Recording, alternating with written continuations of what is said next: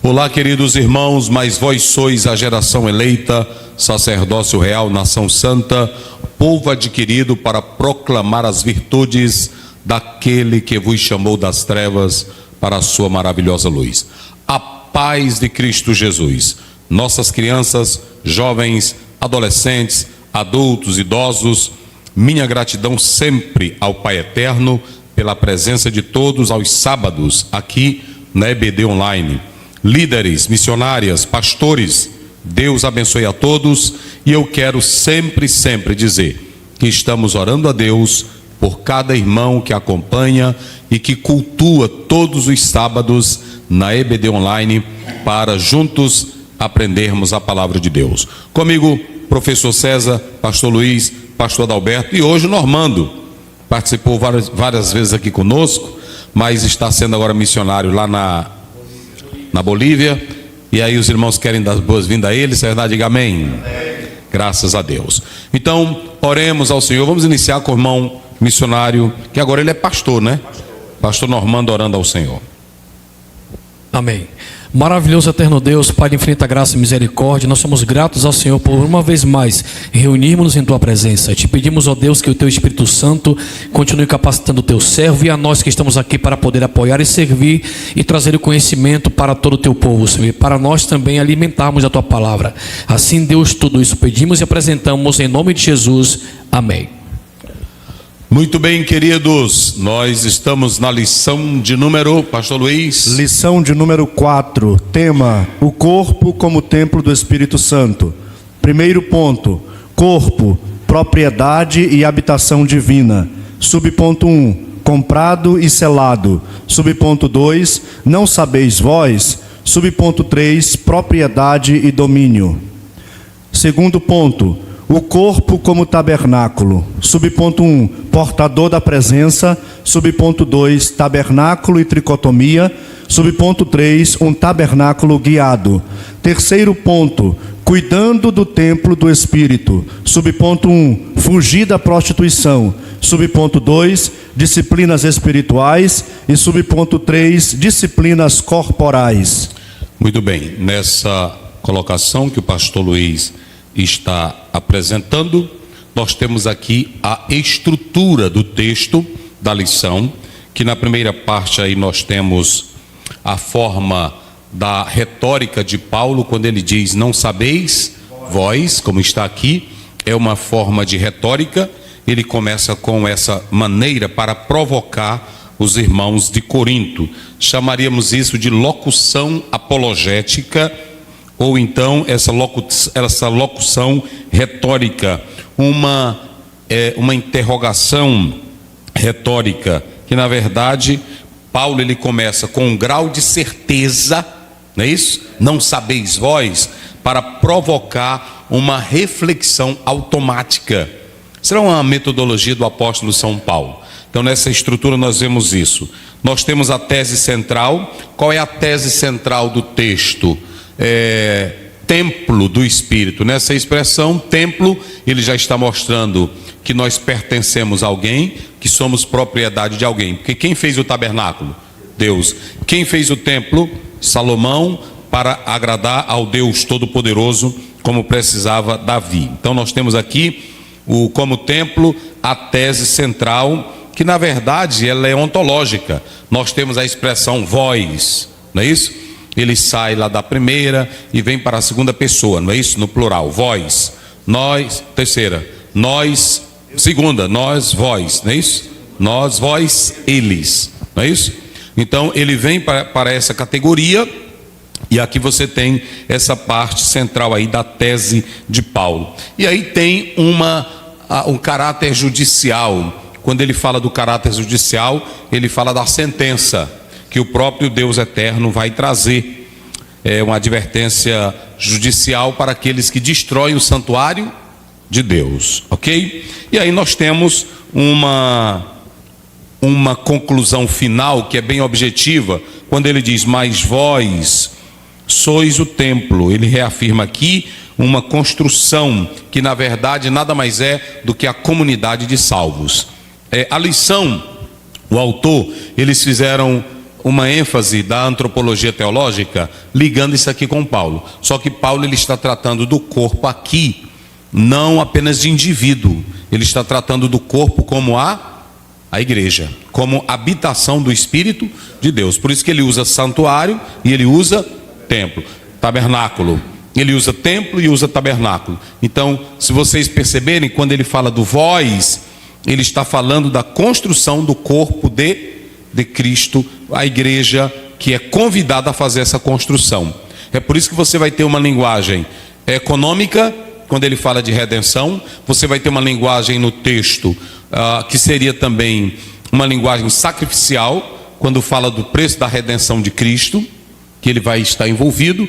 E você tem uma linguagem também ética, quando fala de como cada crente deve estar no corpo de Cristo. Então, aqui se estrutura tudo isso aqui, cuidando do templo do Espírito Santo, ok? Nós podemos tratar dentro da antropologia o corpo do homem como o templo do Espírito Santo, mas aqui está falando do todo da igreja como santuário da habitação de Deus, ok? Feito isso, vamos à leitura do texto da lição.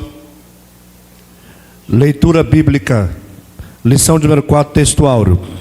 Ou não sabeis que o nosso corpo é o templo do Espírito Santo, em que habita em vós, proveniente de Deus, e que não sois de vós mesmos?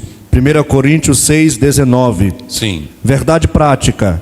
Ter consciência de que o nosso corpo é a habitação do Espírito Santo faz toda a diferença da maneira como o possuímos.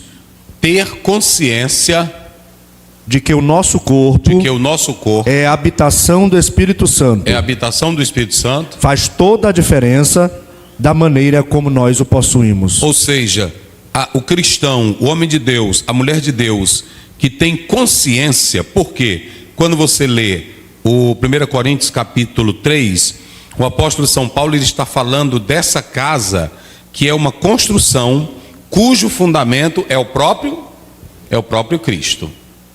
E esse fundamento, que é o próprio Cristo, ele está dizendo que eu não vou colocar o fundamento, eu vou embelezar, como está lá em 1 Pedro 2, e aqui também, eu vou embelezar esse edifício, edificando nele. Edificando com o quê? Com o meu lado ético, a minha vida, o meu caráter, o meu andar, a minha santidade.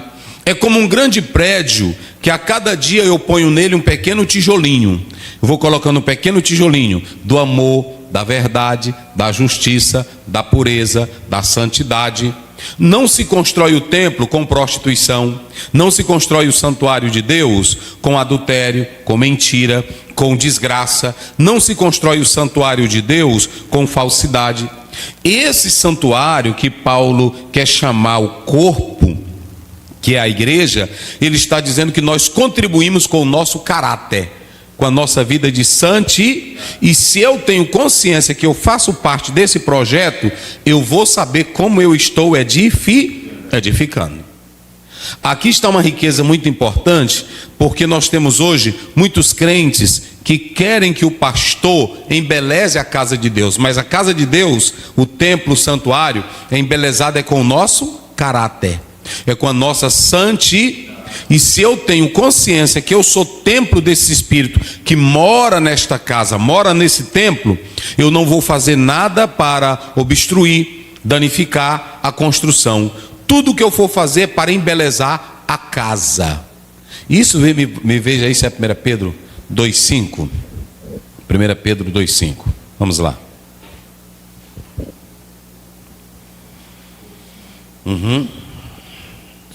2,5. Vós também, como pedras vivas. Olha aí, vós também, como pedras vivas, sois edificados, casa espiritual, tá vendo? E sacerdócio santo. Olha aí. Para oferecer de sacrifícios espirituais agradáveis a Deus por Jesus Cristo. Ou seja, Cristo é o fundamento. E se eu quero contribuir para a construção, para a edificação desse templo, deste santuário, eu vou contribuir com a minha liberdade para o bem, com a minha liberdade para a santidade, eu vou contribuir com o meu andar e o meu caráter com uma vida santa, pura, justa e verdadeira. Entendeu? Então, essa é a ideia. O texto central, ele está dando essa ideia de uma construção. Interessante que nesse capítulo 3, Paulo não está falando de salvação. Ele está falando de como os salvos podem desenvolver a salvação. Ele não está falando de adoração. Ele está falando de como o crente pode embelezar a construção de Deus, conforme Pedro falou. Vamos ao texto. 1 Coríntios 3, 16 e 17. Não sabeis vós que sois o templo de Deus e que o Espírito de Deus habita em vós? Se alguém destruir o templo de Deus, Deus o destruirá, porque o templo de Deus que sois vós é santo. Essa é a primeira passagem. Ok? Passagem. Nessa primeira passagem, eu coloquei aqui para início de conversa, que nós temos uma análise que Paulo está escrevendo para uma igreja de uma cidade cosmopolita, de uma cidade que agregava pessoas de diversas culturas, de diversas regiões, gregos, romanos, asiáticos, não é isso? Ou seja, havia pessoas de diversas culturas, de diversas regiões que faziam parte da cidade de Corinto. E deixa eu dizer uma coisa para vocês. Corinto era uma cidade que ela primava pela liberdade. Ninguém podia chegar lá falando mal da liberdade, porque um dos aspectos fortes da Grécia antiga era a liberdade. Então, como é que a pessoa tinha liberdade e alguém ia tentar tolher essa liberdade? Então, quem morava lá já sabia que a liberdade de expressão, a liberdade sexual, a liberdade de comportamento era algo livre. Fazer o que quisesse, desejos, vontades. A Grécia era tão livre que dentre os 14, dos 15 primeiros imperadores de Roma, incluindo aí você vê de Sócrates aí, a maioria eram pessoas comprometidas com relacionamento sexual contrário aos homens. Entendeu? Então veja que tanto Roma, que teve esses grandes imperadores, não é isso? Que tem essa vida marcada, e a Grécia tinha uma liberdade extraordinária para o pecado. Fale aí. Era tão forte que Roma dominou o mundo, mas o poder da língua grega, né? Inclusive, só uma parte de Roma continuou falando o latim, mas a outra parte, a língua grega, dominou mesmo, até muito tempo depois do Novo Testamento é que o diga, né? Isso, por quê? Porque era, na verdade, livre. Aí vem de Roma, e na verdade a Grécia, ela tinha esse grande poder, e Roma, com os seus imperadores, tinha essa vida marcada de pecado. O que nós queremos dizer é que quem vem para Corinto, vem para uma cidade que tinha a sua liberdade. Nós devemos atentar para isso. E aqui nós sabemos que ela ficava no Istmos, entre o Peloponeso e aí também o restante da Grécia. Na verdade, essa situação de localização, como nós colocamos aqui, localização e importância, fazer com que ela se tornasse uma rota comercial e uma cidade de uma cultura elevadíssima, e que propiciava aos vendedores, aos transeuntes, aos comerciantes estarem ali presentes, né? Dominada pela rocha de Acrocorinto, e essa posição fez dela um entreposto comercial estratégico entre o Mar Jônico e o Mar Egeu. E aí se tornou uma cidade próspera, uma cidade rica e uma cidade culturalmente elevada. Nós temos Corintos, né? Corintos, que é também uma palavra grega, e ela vem do termo antigo, pré-socrático, aliás, pré-grego, e nessa etimologia, com ligações com raízes, que quer dizer ponto ou penhasco, relacionado às formas car, que pode falar de queras, chifre ou pico. Então a palavra Corinto, ela pode se referenciar a pico, a chifre e assim por diante.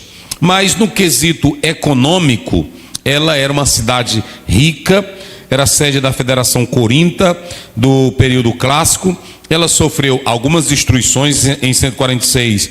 Na verdade, nós podemos observar antes de Cristo, aí pelos romanos, e ela foi refundada como colônia romana no século I antes de Cristo, tornando-se então centro provincial sob Roma.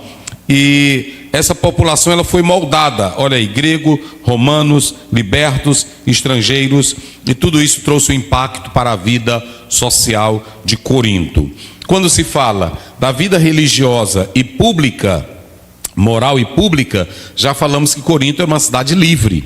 E na religião tinha templo a Ártemis, não é isso? Tinha templo a Apolo. Se vocês observarem aí, o texto é claro em dizer sobre esse contexto da vida espiritual, da religião presente ali. Aliás, Apolo, Afrodite, não é? Afrodite, Vênus.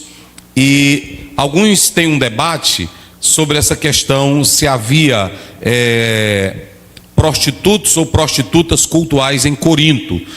Tem uns que dizem que sim, outros dizem que não. O certo é que a liberdade sexual, a libertinagem era muito grande. Então, é para esse contexto aqui de Corinto que Paulo está escrevendo uma carta para uma igreja que está em Corinto. E só para os irmãos terem uma ideia, essa questão ela é forte porque ela influencia a vida dos novos convertidos que estão habitando aonde? Em Corinto. Ou seja, não há como fugir nem negar que o meio estava influenciando. E como eles vinham de outras culturas, eles vinham de outros movimentos, e quando aceitavam o evangelho que Paulo pregava confrontava com esses costumes. E aí o apóstolo São Paulo vai escrever para uma igreja que tinha problemas judiciais, capítulo 5, 6, problemas entre os crentes carnais, capítulo 3 e o capítulo 4, problemas de desordem na Santa Ceia, capítulo 11, problemas com os dons, capítulo 12, não é isso? E o 14, problemas de todas as naturezas tinham lá, inclusive problema de antropocentrismo, ou seja, uns diziam eu sou de Paulo, outros diziam eu sou de Cefas e o outro dizia eu sou de Apolo. Veja que essa era a igreja que na verdade o apóstolo São Paulo teve que analisar, e tudo isso mostra que como eles eram dessa região, como era de Corinto, isso influenciou e entrou para dentro da igreja, razão pela qual Paulo que teve que escrever para corrigir essas desordens ali presentes. E no capítulo 3 nós temos isso. A liberdade que eles tinham era tão grande que chegou ao ponto de infectar a igreja de forma negativa. A igreja de forma negativa. Então, isso é muito sério. E o texto que o pastor leu, nós vamos analisar. Onde é que está aqui? 1 Coríntios 3, 16, 17. Observem bem que Paulo está falando de construtores que prejudicam o edifício. Quando a gente lê 1 Coríntios capítulo 3, nós não vamos esboçar ele todo aqui. Mas quando você lê o verso 3 do 3, leia aí. Porque ainda sois carnais, pois havendo entre vós inveja, contendas e dissensões, não sois porventura carnais e não andais segundo os homens? Porque dizendo um, eu sou de Paulo, e outro, eu de Apolo, porventura não sois carnais? Pois quem é Paulo e quem é Apolo, senão ministros pelos quais crestes, e conforme o que o Senhor deu a cada um? Eu plantei e Apolo regou, mas Deus deu o crescimento. Pelo que nem o que planta é alguma coisa. Tá bom. Então veja bem, o apóstolo São Paulo, ele começa nesse capítulo 3, mostrando a condição da igreja de Corinto. E a primeira classificação que ele dá para essa igreja, qual é? Vocês são carnais. Veja o verso 2, vocês são carnais. Com leite vos criei e não com manjar, porque ainda não podíeis, nem tampouco ainda agora podeis. Primeiro. E eu, irmãos, não vos pude falar como a espirituais, mas como a carnais, como a meninos em Cristo. Então, se vocês observarem, aqui nesse texto, só a leitura livre não dá para a gente entender, se não recorrer aos originais. Vocês podem perceber que o apóstolo de São Paulo ele está fazendo um jogo de palavras. Olha o primeiro verso. E eu, irmãos, não vos pude falar como a espirituais, Mas como? a carnais. Sarkinos, pode ver aí no texto grego, sarkinos é a primeira palavra que ele usa, sarkinos, que aí no texto, essa expressão sarkinos, conforme nós podemos observar, literalmente quer dizer feito da carne, mas aqui ele está falando daquilo que Jesus disse lá em Mateus 26, 41, o espírito na verdade está pronto, mas a carne é fraca. Escute bem essa. O espírito na verdade está pronto, mas a carne é. Então quando, não é isso? Não é isso que está aí? Deixa eu ver aqui. Ó, está bem aqui, não é isso? Ó, sarkinos, não é isso? Quando ele fala essa expressão, ele está dizendo: eu não vos pude falar como a espirituais, mas sim como carnais. Olha, irmãos, isso aqui é muito interessante, professor César e pastores, porque aqui você tem uma conotação de que o que é espiritual não pode ser dado para carnal.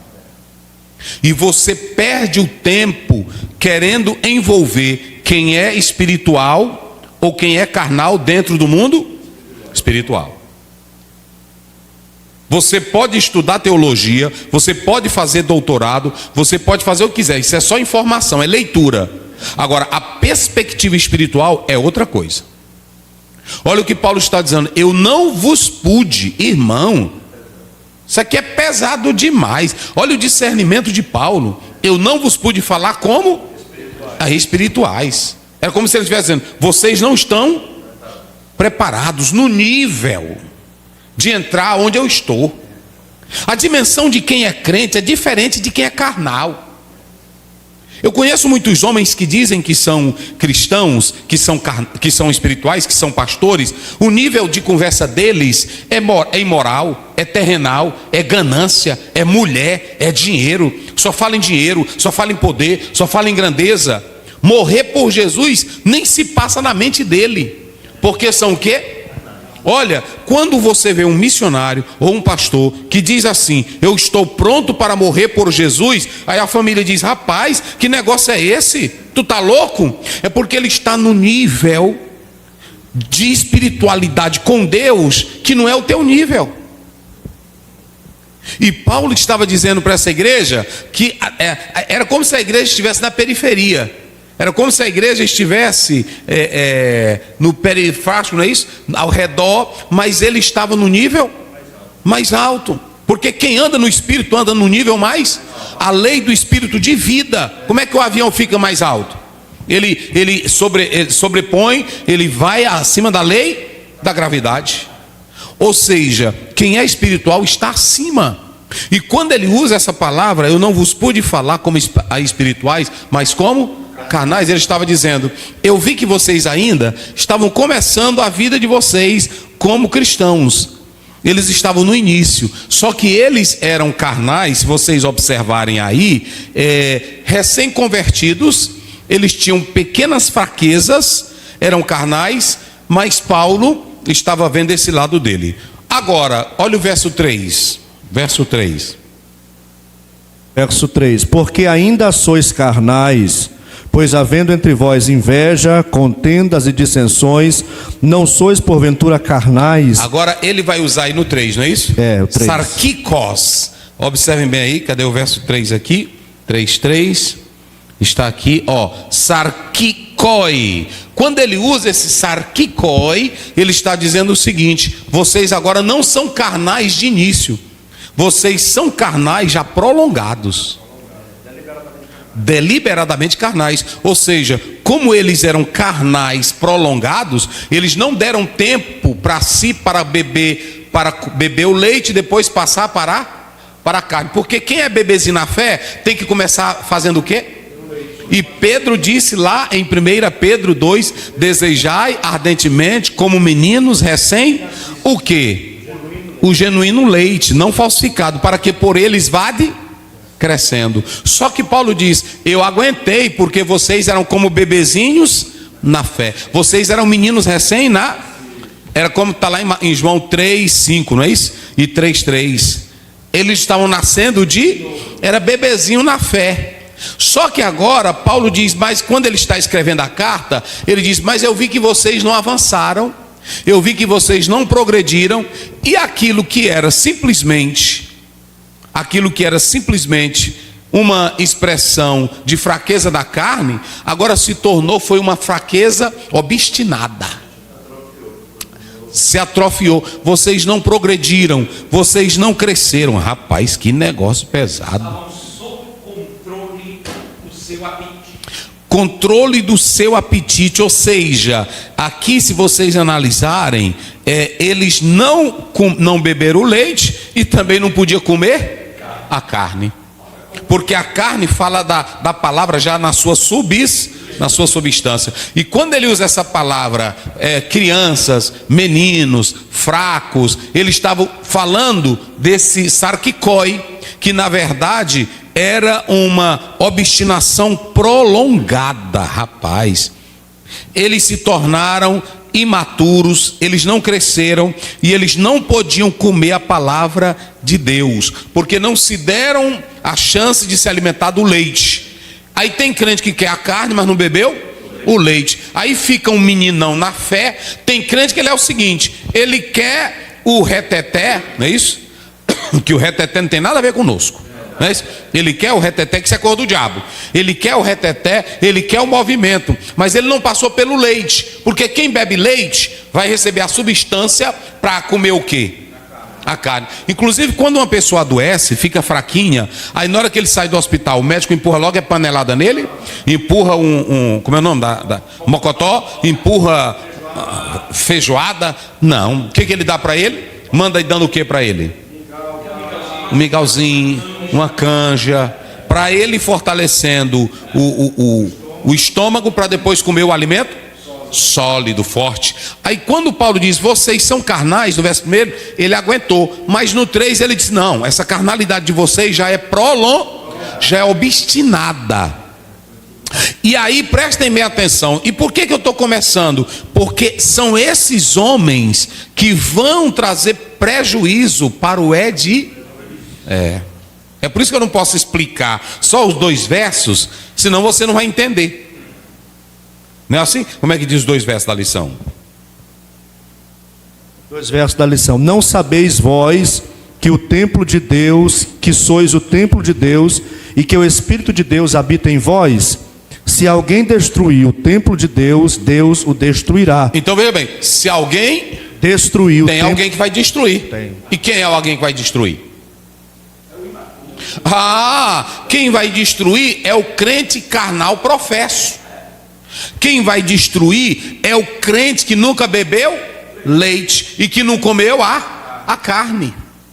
O edifício está bonito, o fundamento é Cristo, mas só que vão entrar dentro do edifício algumas pessoas que vão tentar destruir o edifício. E Paulo fala de 4 pessoas que vão estar no edifício. Eu coloquei aqui. A primeira é o homem natural. O homem natural é o homem que é sem o Espírito. Ele não fala lá no 2? O homem natural é que não tem o Espírito, ok? É o que não tem o Espírito. Aí você depois tem o homem carnal, que está lá no capítulo 3 primeiro. O homem carnal é o crente fraquinho. Ele está nascendo ainda na fé, mas ele é carnal, é fraquinho. Aí você tem o terceiro, é o homem carnal obstinado. É aquele que já é velhão na igreja, presbítero na igreja há 30 anos, pastorzão velho há 40 anos, mas é obstinado. Velho na fé, mas não nasceu de novo. Observe bem, quem é que estraga a igreja? Eu vou dizer uma coisa. Tu está filmando, Caio? Tu está filmando? Bota para cá. Quem é que estraga a igreja? 3 homens que nós já falamos. Qual é o primeiro? O natural. O natural, ele está lá fora, não está? Ele ataca crente, mas é do lado de fora. E o segundo? O carnal fraquinho que aceita Jesus, está começando a vidinha. De vez em quando tem um errinho aqui, errinho acolá, mas ele se arrepende. Só que tem uns que se tornam carnais obstinados. É o velhão que é crente e quer mandar na igreja, é aquela velhona que é crente, mas todo tempo é fuxiqueira dentro da igreja, é aquele pastor que tem 30 anos de pastor, mas só pensa em dinheiro, só pensa em poder, só pensa em grandeza, é o velhão velho. Meu Deus do céu, isso aqui é pesado, hein? Essa análise que nós estamos fazendo aqui hoje não é brincadeira. E eles vêm e vão prejudicar o quê?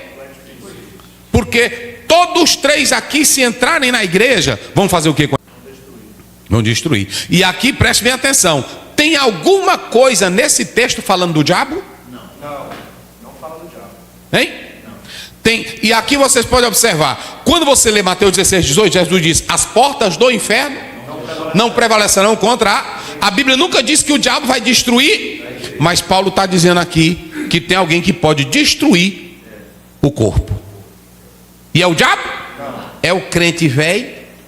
Irmão, vocês podem observar. Está filmando, Caio? Bota para cá. O que está estragando a igreja hoje? Crente mau caráter, crente que não paga, é líder largando a esposa, casando com outro, batendo em mulher, é líder sem caráter, sem santidade de Deus, e aí estão dentro da igreja pregando e estão fazendo o quê? Prejudicando a igreja. Lógico, essa é a característica. Ele não está nem aí. Ele adultera, ele mente, ele rouba, desvia dinheiro da igreja, é safado. Mas ele é um obstinado. E quem é obstinado está ligando para alguma coisa? Ele é aquele que ele tem a liberdade. Vocês podem observar hoje. Podem observar aí. A maioria tem um bocado de líder. Não, eu bebo minha cachaçazinha, minha cerveja, eu não me desvio, não. Não é assim? O irmão estava me contando a história de um irmão que ele diz: eu fico besta desses crentes. Eu não largo Jesus nunca. Eu posso ter minhas duas mulheres, eu posso ter minha cachaça, eu posso fumar minha maconha, mas eu não abandono Jesus. Olha,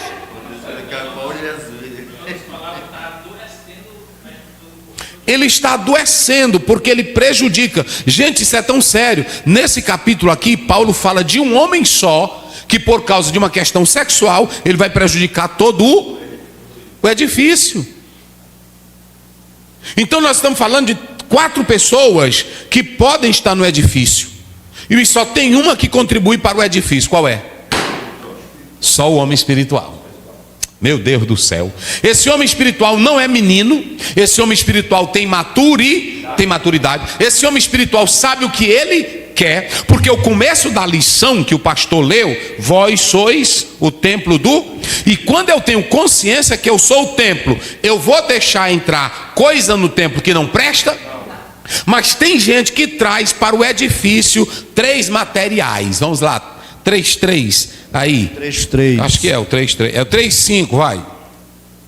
De 1 Coríntios? Sim, nós estamos lá. 3:5.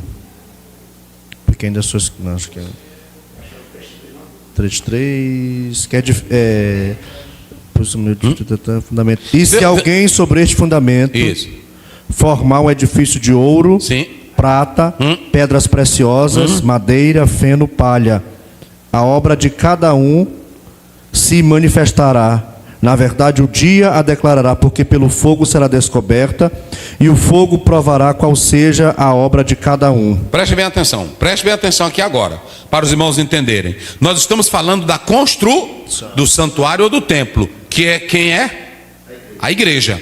Paulo está mostrando que tem pessoas que estão tentando prejudicar a construção, porque ele diz: o fundamento já está lá, eu não preciso de outro fundamento. E qual era o problema da igreja de Corinto? Ela estava tentando colocar outro fundamento: Paulo, Pedro e Apolo. E aí Paulo diz: vocês estão enganados. Esses homens só são instrumentos. Eles são eles não são astros, não são... Vai pra cá, Caio. Deus não tem popstar na igreja, Deus não tem astro, Deus não tem super pregador, super cantora, ele tem cooperar. E veja que Paulo coloca ele e Apolo e Cefas no mesmo padrão. Ele diz: nós somos cooperar. Ele nunca disse: eu sou maior. Porque hoje tem uns irmãos: fulano tem um dom maior, fulano canta melhor, fulano prega melhor, fulano é doutor nisso. Irmão, nós somos da obra de Deus só o quê? Cooperadores. Se eu já sou cooperador, eu não sou grande, porque tem alguém que é dono da obra. Rapaz, que coisa linda, né? Assim. E eu fico pensando, é de obreiros, é de irmãos que ficam nesse negócio. Aí o Paulo diz: vocês estão enganados. Aqui nós não estamos em jogo de Corinto. Aqui nós não temos astro. Na obra de Deus, ele não tem astro. Porque isso aí, pastor Adalberto, foi outra coisa que os crentes de Corinto trouxeram para onde? Para dentro da igreja. Que os homens de Deus seriam como um jogador, como os heróis, como os deuses da mitologia grega. É a mesma coisa que está acontecendo hoje. Você vê cantor evangélico querendo imitar os cantores, trazendo o mundo para dentro da... Pregador que quer imitar um palestrante do mundo, trazendo o mundo para... Vocês podem observar, quando aquele Leonardo começou a cantar com a camisa soltada assim, aí um bocado de cantor evangélico do mesmo jeito. Pode observar, os cantores... Bota pra cá! Eu vou dar uma palavra aqui de Deus para todos os cantores. Eu gosto dos cantores, mas eu também falo a verdade. Não usa a calça cortada, não.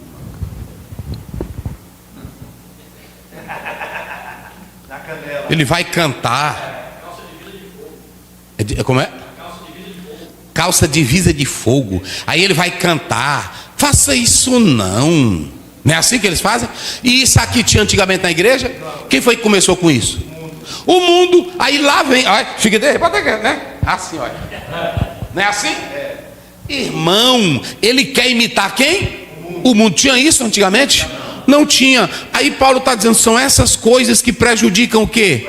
Eu não posso trazer. Tem 3 coisas que esses camaradas safados trazem para a igreja. 3 materiais que não prestam. Vai lá. Inveja. Não.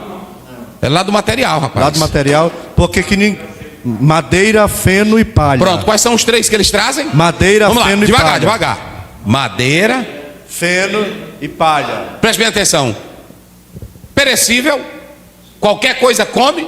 Primeiro nós temos a madeira. A madeira se destrói. Nós temos a palha. Tente acender um fogo com palha. O que acontece? E na mesma hora. E o que mais? Feno. O feno é algo bem... Tudo isso aqui fala de material rápido. Mensagem rápida da internet. Discursozinho rápido. Porque eu não avalio que eu vou colocar no corpo de Cristo. Eu não avalio que eu vou colocar coisas que não prestam. E esses camaradas aqui, eles não estão interessados em embelezar o edifício. Eles querem fazer o quê? Destruir o edifício. Agora Paulo diz assim, cuidado com o que você está construindo, porque o dono, o fundamento, ele tem olhos como chama de... E naquele dia do tribunal ele vai julgar tudo, e tudo vai passar pelos seus olhos. Ele é onisciente. Por que eu tenho que fazer bem feito na igreja? Porque Deus está olhando para mim. Eu tenho que fazer bem feito. Bota para cá, pelo amor de Deus. Eu tenho que fazer bem feito porque quem está olhando para mim não é convenção. Eu tenho que fazer bem feito porque quem vai me avaliar não é um conselho de pastores. Eu tenho que respeitar a convenção, o conselho de pastores. Mas eu tenho que ter a consciência que o dono do edifício é Deus. Ele é quem vai avaliar tudo, gente. Ei, bota pra cá. Cantorizão que estão cobrando 100 mil, 50 mil. Deus está te vendo. Deus está te vendo, desgraçado. Ele está avaliando que tu só prega por dinheiro. Só canta por dinheiro.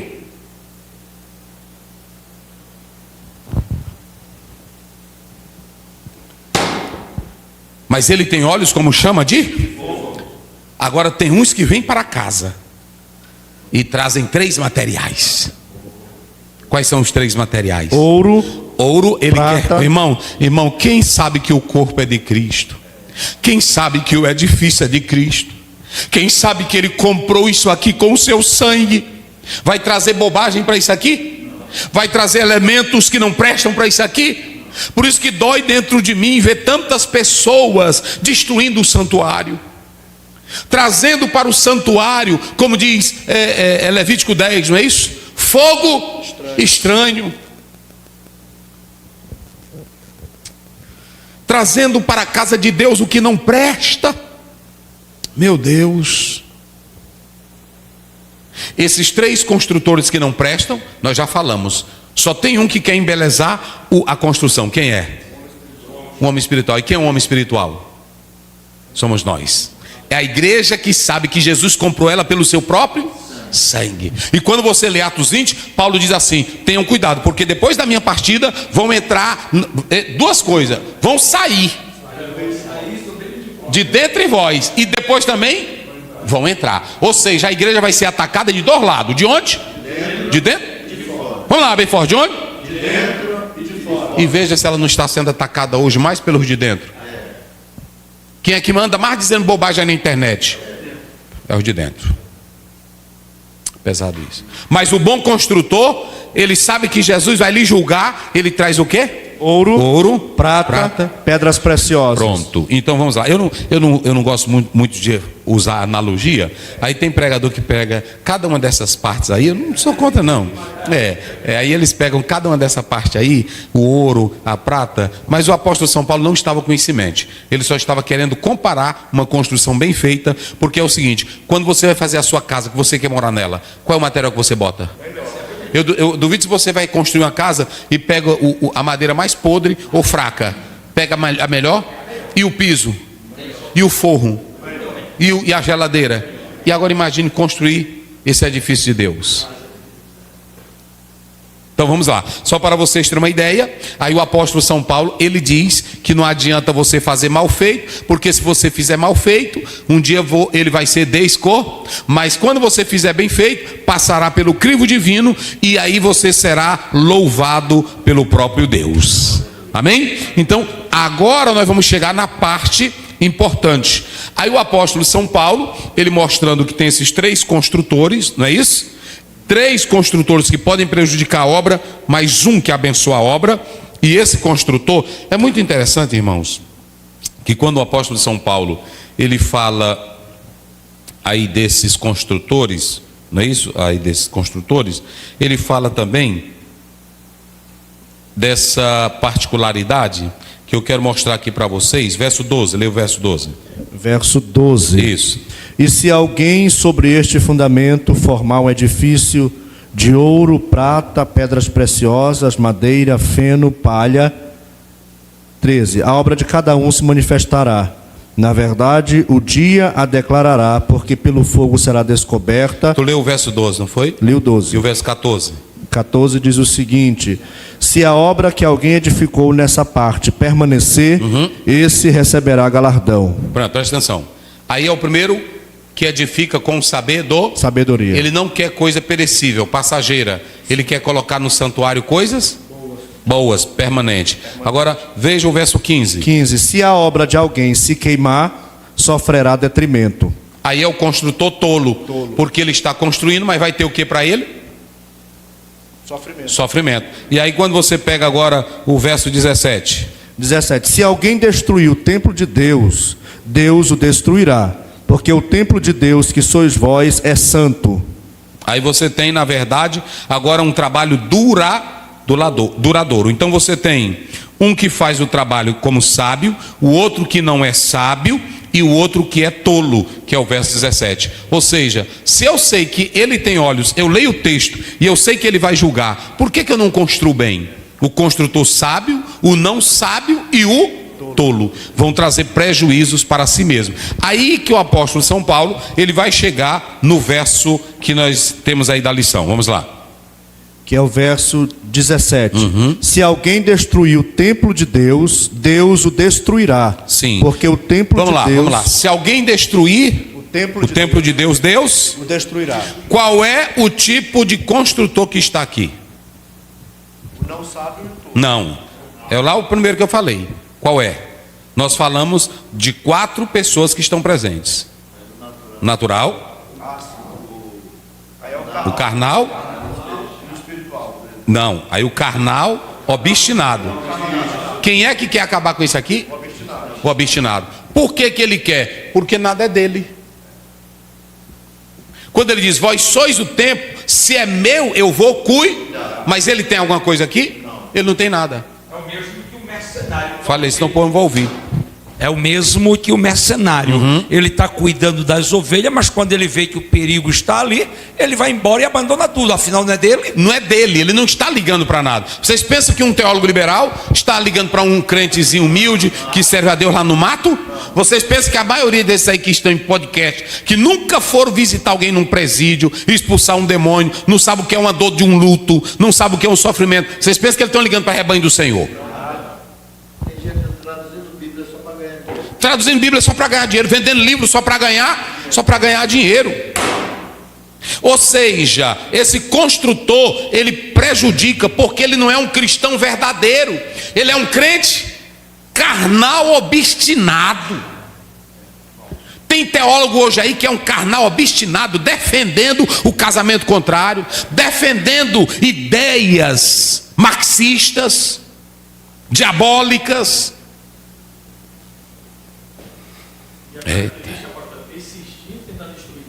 A característica dele é essa.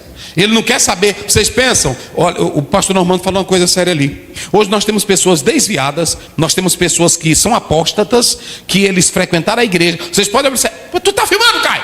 A maioria deles, eu já fui crente, eu saí desse sistema. É assim, eu saí dessa opressão. Pode ir atrás desse pessoal que disseram isso, procura no hall de membro da igreja. Como era ele na igreja? Hein? Eu me libertei. Tu libertou do quê? É assim? Principalmente, olhe para cá. Hoje nós temos um sistema de algumas igrejas neopentecostais, mas a Assembleia de Deus no passado, que era até só de pastores simples, só pregava o evangelho. O pastor lá atrás nunca obrigou ninguém a dar dízimo e nem ensinava, não era assim? Aí hoje a pessoa diz: eu saí desse sistema. Pode ir atrás, pegue aquela pessoa que disse que era da igreja e vê como era a crença dele. E pegue um crente sincero, que sente o amor de Deus, a salvação de Deus, a crença na alma, no espírito, vê como é se ele não é hoje a mesma pessoa. Porque o sistema dos fariseus não prestava, mas Jesus estava lá na sinagoga. Não era assim? Jesus desfez da lei, ele tirou a má interpretação que eles deram para a lei. Jesus condenou o farisaísmo, o legalismo, mas Jesus nunca condenou nem oração, nem jejum e nem dízimo.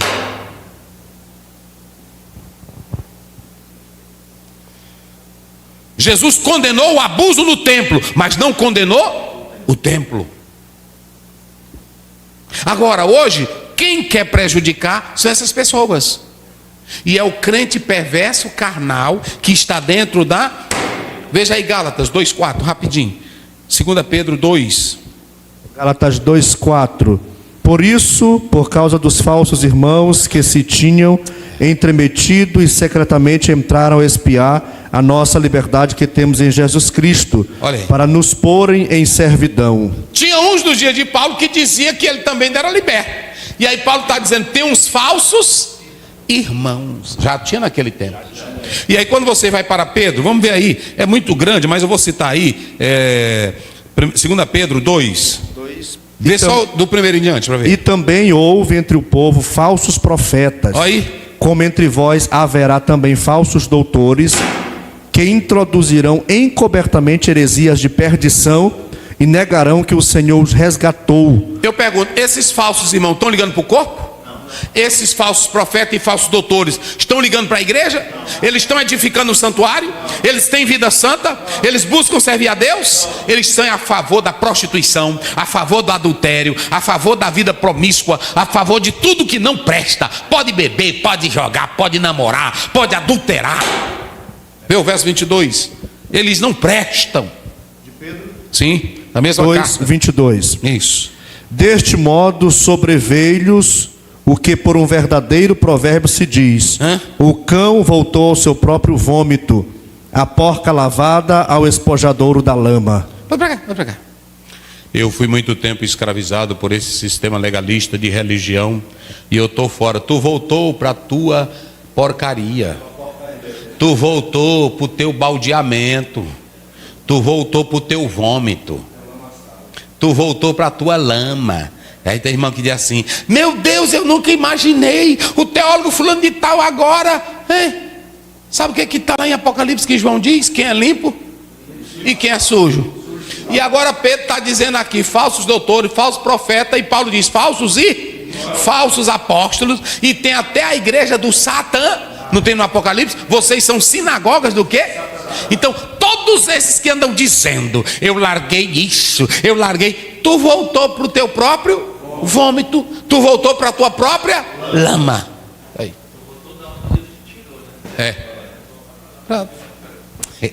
Eita, meu irmão, a Bíblia é boa. Aí o que acontece? Aí Paulo vem para cá. Aí Paulo diz, agora vamos lá, 16. 16. O de Coríntios. Isso. Bora. 16.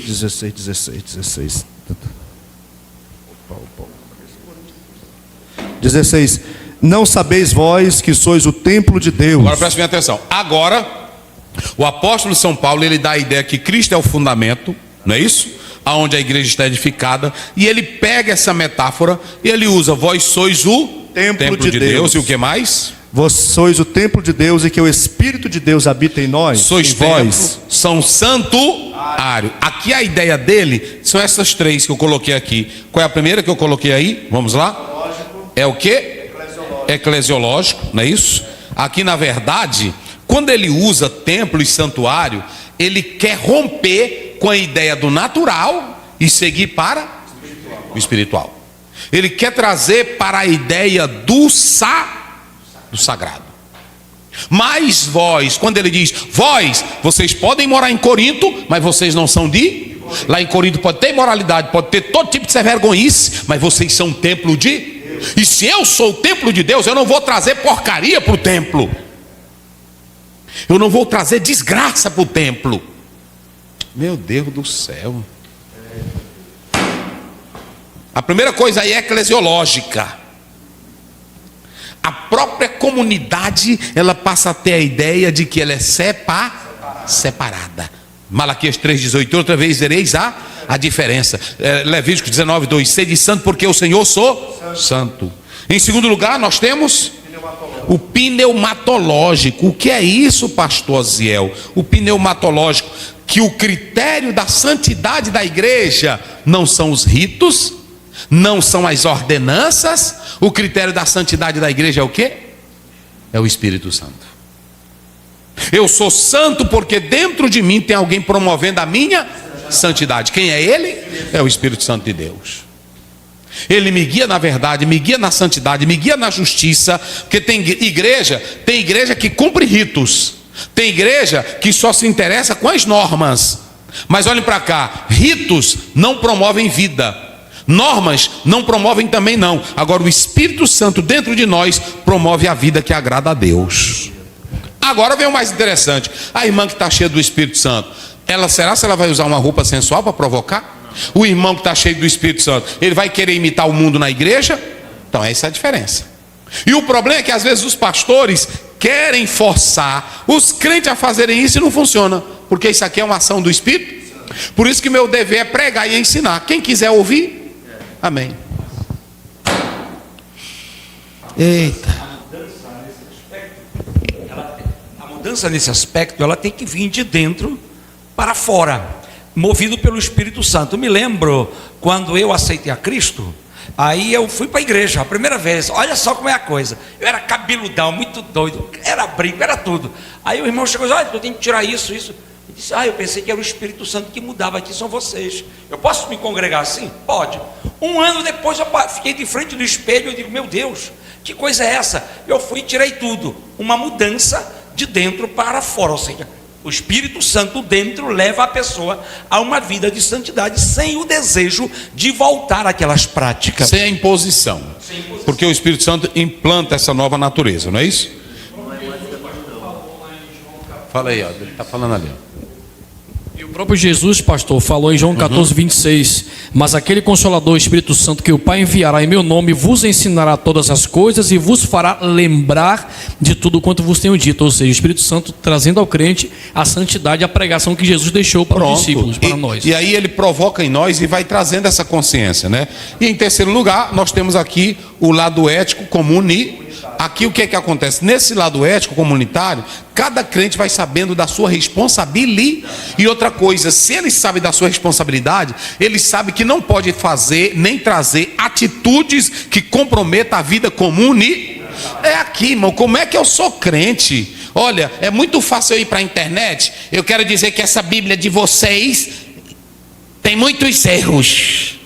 Isso aqui eu estou comprometendo uma comunidade.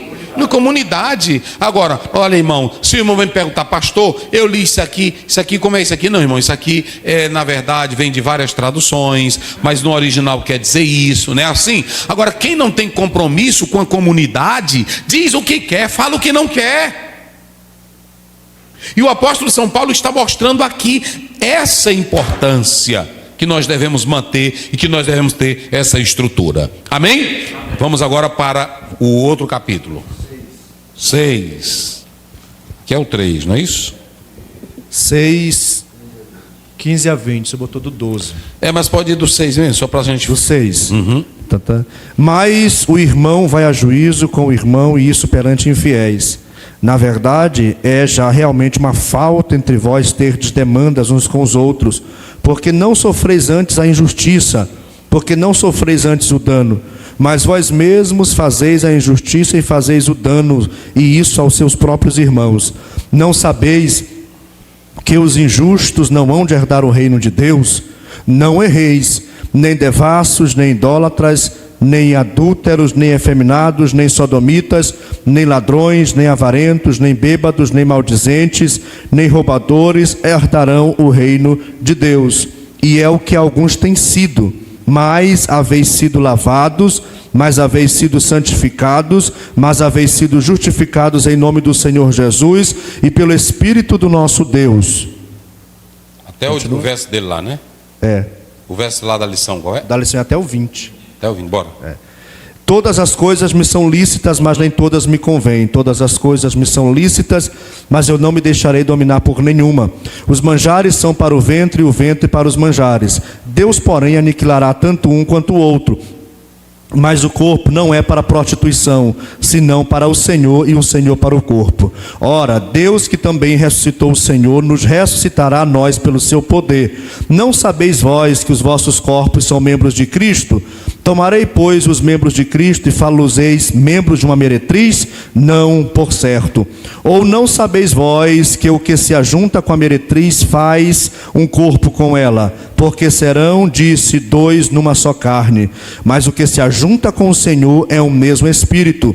Fugi da prostituição. Todo pecado que o homem comete é fora do corpo, mas o que se prostitui peca contra o seu próprio corpo. Ou não sabeis vós que o nosso corpo é o templo do Espírito Santo que habita em vós, proveniente de Deus, e que não sois de vós mesmos, porque foste comprados por bom preço? Glorificai, pois, a Deus no vosso corpo e no vosso espírito, os quais pertencem a Deus. Pronto, fechou aí, né?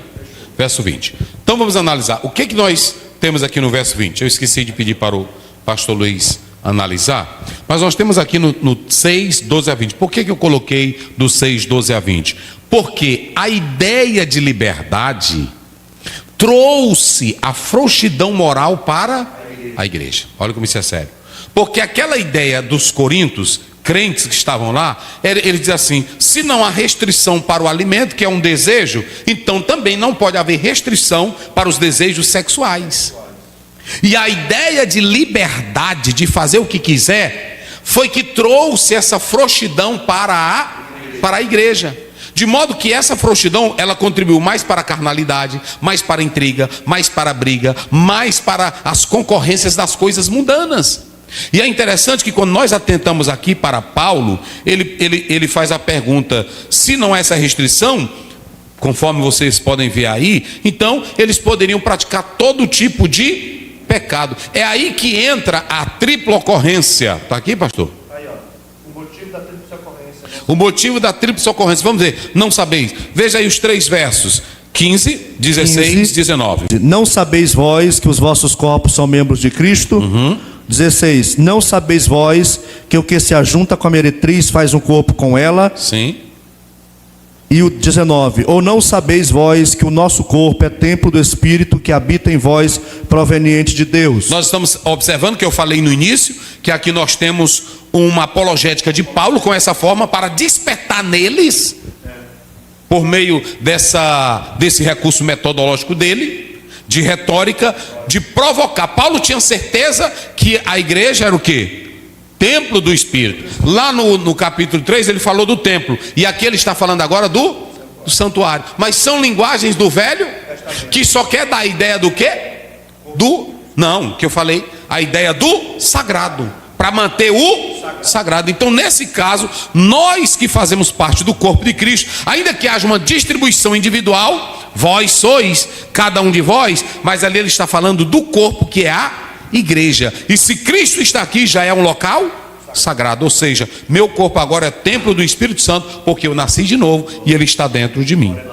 Então, se vocês analisarem a estrutura, nós temos o princípio ontológico, a união com o Senhor. Verso 17, só como é que diz o verso 17? Mas o que se ajunta com o Senhor é um mesmo Espírito. Pronto, um só Espírito, união com o princípio ontológico. Aí nós temos a aplicação prática e imediata. Verso 18, fugir Da prostituição. Pronto, aí nós temos na parte 3 a explicação teológica, pecado contra o próprio corpo, Êxodo 19. E nós temos no quarto a autoridade pastoral e motivacional. Ele escreve e diz: vocês têm que fugir dessa miséria, dessa desgraça, porque vocês foram comprados por bom preço. Mas vamos lá, essa liberdade, essa frouxidão, ela aconteceu por causa da liberdade que os coríntios tinham. Ora, se não há limite para comer, para beber, então também não há limites para a regra sexual, que é um desejo do corpo, do homem. Então essa liberdade é o que convém. Só que Paulo, vamos lá para o verso 12. Paulo, ele vai colocar limitações na liberdade.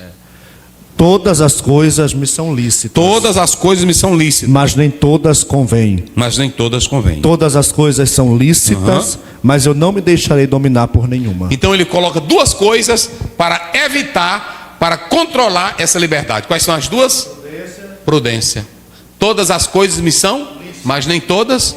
Ou seja, eu tenho que olhar, eu tenho que ter prudência se aquilo contribui para a minha edificação. Porque se eu tenho liberdade para escandalizar o corpo de Cristo, liberdade para fazer o irmão enfraquecer, liberdade para atrapalhar a fé, eu não tenho a prudência. Vê 10, 23, 1 Coríntios. Prudência, vamos ver prudência. 10, 23, Isso. 1 Coríntios.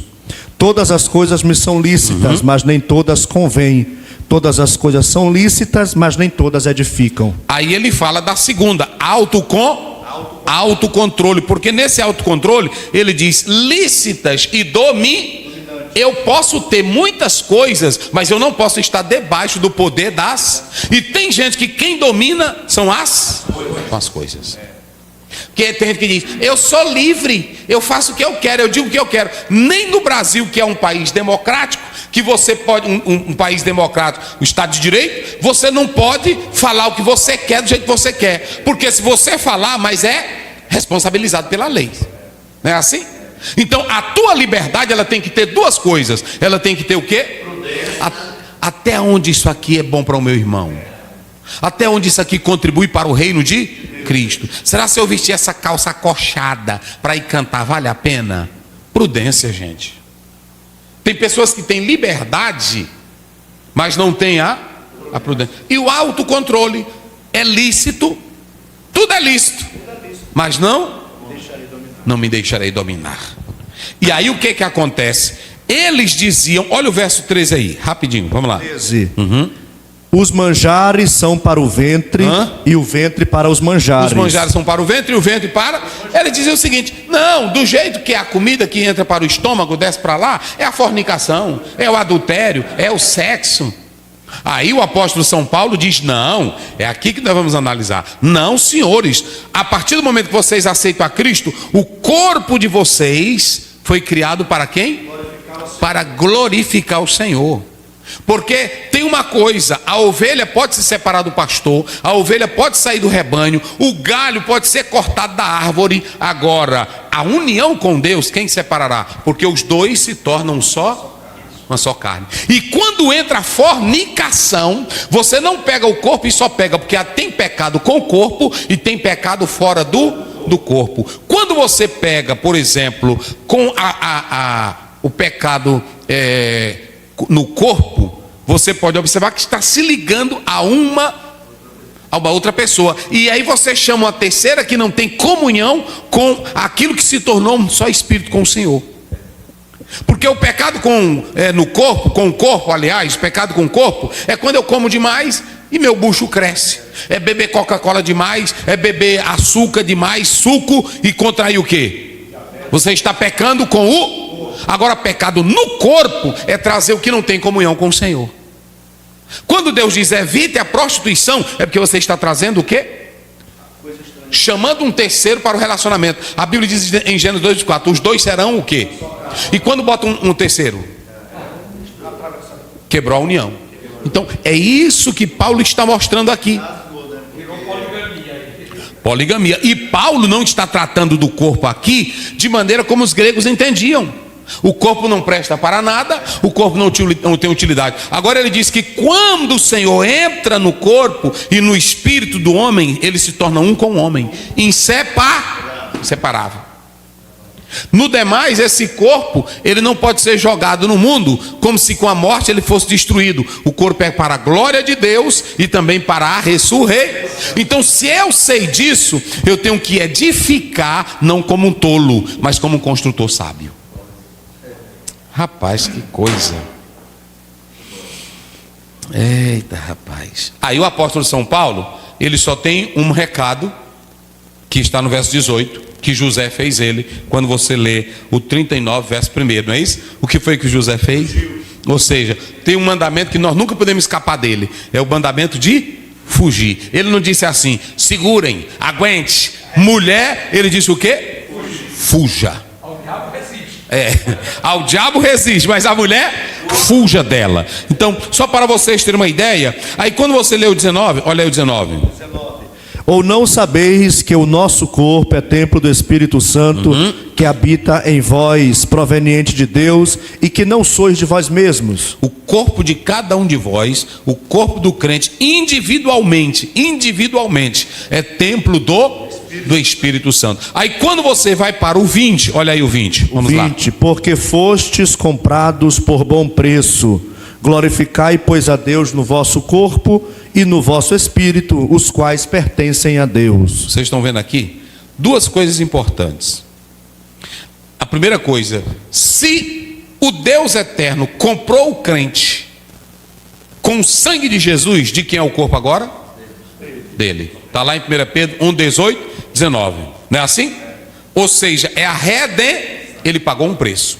Quando um escravo na Grécia, ele ia para o templo e pagava a um Deus a sua liberdade, ele se tornava escravo de quem? Do Deus daquele templo. Como Jesus pagou a nossa liberdade, o nosso corpo é de quem? Por isso que o meu corpo, o corpo do crente é para glorificar a quem? Ao Senhor. E aí quando você atenta para isso, esse glorificar aqui, ele é tanto negativo como positivo. Negativo quando se fala, se vocês analisarem, ele diz assim, fuja da fornicação. Pronto. E o positivo é que ele diz, vocês já foram comprados por bom? Glorificar a Deus no vosso corpo. Há uma coisa interessante aqui, irmãos, que eu quero falar para vocês. Quando a gente ora, por isso tem gente que se zanga comigo, mas quando a gente ora, Espírito Santo já é crente, entra aqui em mim. Espírito Santo, vem para o culto hoje. É incongruente, irmão. Ele já está. Vós sois o templo. Aí, os hinos, irmão, está tudo errado, né? Espírito Santo, entra aqui. Espírito Santo, me toca. Não tem ele. Ele está lá porque tu está lá. O Paulo já disse, o vosso corpo é o quê? Templo. E ele habita em vós. Então toda essa ideia, fecha os olhos, pega na mão do teu irmão, você vai sentir uma energia, tudo é balela. Paulo nunca escreveu nada disso. Paulo não diz, transformem o ambiente de vocês em um ambiente de glória. Paulo disse assim, o Espírito Santo, vocês foram comprados por bom? Lê aí, vamos lá, o 20. 20, porque fostes comprados por bom preço, glorificai, pois, a Deus no vosso corpo e no vosso espírito, olha aí, os quais pertencem a Deus. Está vendo? Aí o 19. 19, ou não sabeis que o nosso corpo é templo do Espírito Santo, que habita em vós? Ele habita em vós. Em vós. Então como é que eu vou pedir para ele entrar? Como é que eu vou pedir para ele soprar? Ele está permanente em nós, gente. São coisas que nós devemos repensar. E aí volta lá para o capítulo 3. eu estou botando um fundamento que não é para botar. Eu sou pentecostal e eu louvo, eu sou educado também. Tem coisas que eu vejo, o irmão vem cantar, faz aquele movimento, eu não vou ser contra, porque Agostinho dizia que aquilo que não destrói a doutrina, deixa de mão, não é assim? Agora, tem coisas que são exageros, não é assim? Tem coisas que são exagero. Agora, eu tenho que entender que eu não preciso estar pedindo para o Espírito Santo descer, ele já desceu. E sabe, pastor, este quizás seja um dos maiores problemas, ou uma das maiores problemáticas da igreja desta geração. Estão tratando as coisas como algo do exterior para dentro, quando Jesus disse que ele viria e faria morada dentro do crente, não uma hospedagem, não uma passagem. Então, tudo aquilo que o Senhor está dizendo, nós devemos ter a consciência de que ele está em nós. Assim que não há por que pedir, vem para a minha vida, ele já está. Já está em nós. Pastor Luiz, resumo da lição. Introdução: a cidade de Corinto, portuária, diversidade de pecados e religiosidade. Como os cristãos deveriam viver em Corinto? Como os coríntios viam o corpo? Nós já explicamos tudo isso. Os coríntios viam o corpo como coisa natural. Eles diziam, não, por isso que o pecado da fornicação não tem nada a ver, não é isso? Nós explicamos aqui que Paulo disse que lá em Corinto, eles deveriam viver sabendo que tipo de edifício ou material estariam colocando no santuário. Eles deveriam viver em Corinto sabendo que eram templos do... Eles deveriam viver em Corinto, mesmo que toda Corinto estivesse pecaminosa, em pecado, mas eles deveriam saber que eram sagrados. Tinha que ter a separação entre o profano. Lá em Corinto eles deveriam ser templos ou santuário. Bora. Primeiro ponto: corpo, propriedade e habitação divina. A redenção busca a restauração completa do homem, tanto imaterial quanto material. Não existe essa que Deus só quer o coração, ele quer a integridade. Corpo, alma? É uma doutrina integral e não dualista. Deus não quer apenas o coração, mas o homem na sua integridade. O que a falta de maturidade promove? Ela gera crentes imaturos, meninos na fé, sem progresso. Pronto, nós falamos dos 3 níveis de homens e falamos do homem elevado. Quais são os 3? Fraco? Natural? Carnal? E o carnal obstinado. Esses vão progredir? Não. Esses vão evoluir? Não. Agora, o homem que Deus quer é o homem espiritual. Que esse homem espiritual, ele é o quê? Maduro. Ele já bebeu leite, saiu da fazenda de criança e agora come o quê? A carne. Ele não é imaturo, ele não é menino, mas ele está sempre em progresso. O ponto mais alto de uma vida cristã é o amor. O ponto mais alto da vida cristã não é pular, não é correr, não é gritar. Paulo diz em 1 Coríntios 13, no 12 ele vai dizendo, e eu mostrarei um caminho mais excelente. E o caminho excelente é o amor. O que é a liberdade cristã? A liberdade cristã é o quê? Aquilo que é feito para o bem do próximo. Pronto. Toda liberdade que prejudica o meu próximo não é liberdade? Não é liberdade. Bora. O que é a santificação do corpo? Pronto, santificação do corpo envolve também as vestes. Porque quando Adão estava nu, ele tentou se cobrir com o quê? Aí Deus disse, não, vou te cobrir de forma digna. Aí botou a roupa. Ou seja, isso quer mostrar que Deus também está interessado com o que nós vestimos.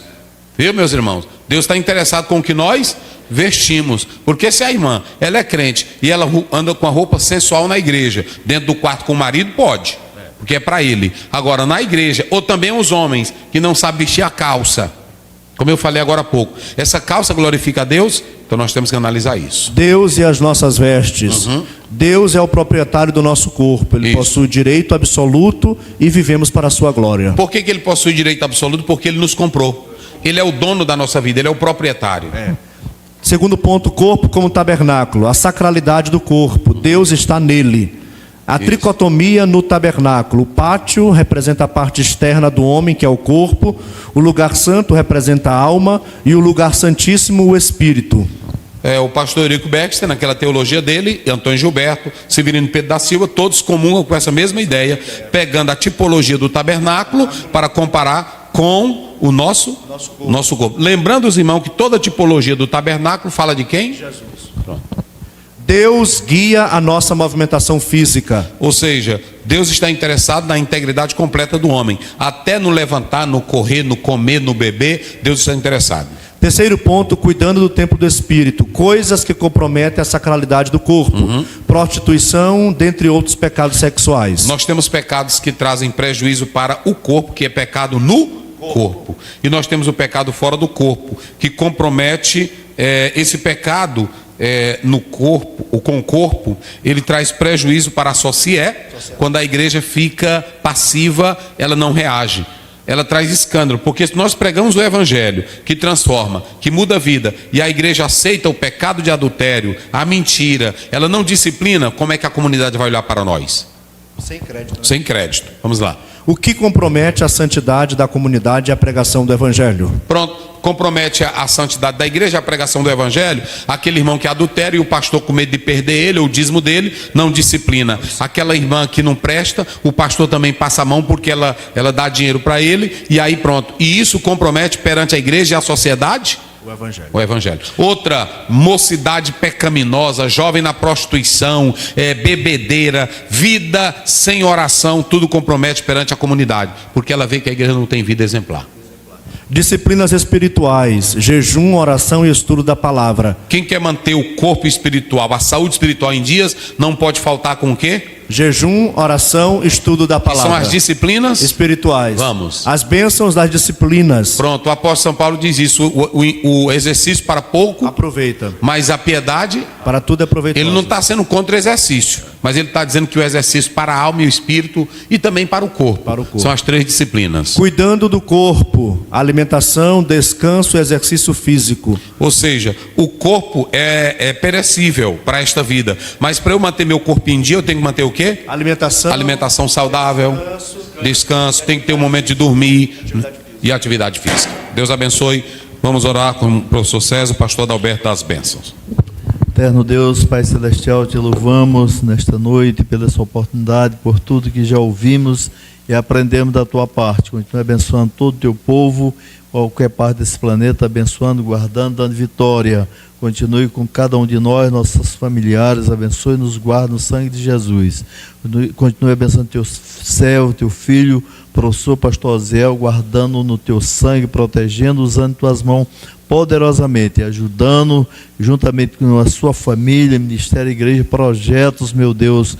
Continue usando teu filho para abençoar as nações, em nome de Jesus. Amém. A graça do Senhor Jesus, o amor de Deus, a comunhão e a consolação do Espírito Santo seja com todos. Amém.